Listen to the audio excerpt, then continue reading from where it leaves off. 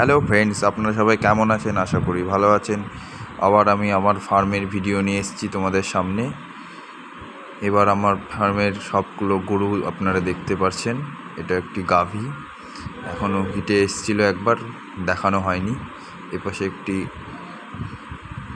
হিফার আছে, প্রেগনেন্ট, কিছুতেই থাকছে না, এটার উপরে আমি দেখছি ওষুধপত্র দেওয়া হয়েছে। এপাশে আছে আমার মিল্কিং কাউ, এটা এখন আমি ড্রাই করে দেওয়ার চেষ্টা করছি, ওই জন্য চেহারাটা একটু খারাপ দেখা যাচ্ছে।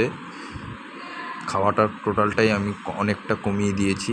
আর ওই পাশটাতে আমার মিল্কিং কাউ প্রেগনেন্ট আছে সবাই, একটা বাদে, এই ভেতরের এই 2 নম্বরটা বাদে আমার সবগুলো গাভী প্রায় প্রেগনেন্ট হয়ে গেছে এই বছরে।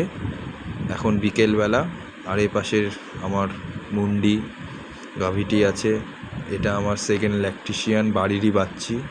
এটা আমার বাড়ির তৈরি করা সাইবালের বাচ্চা।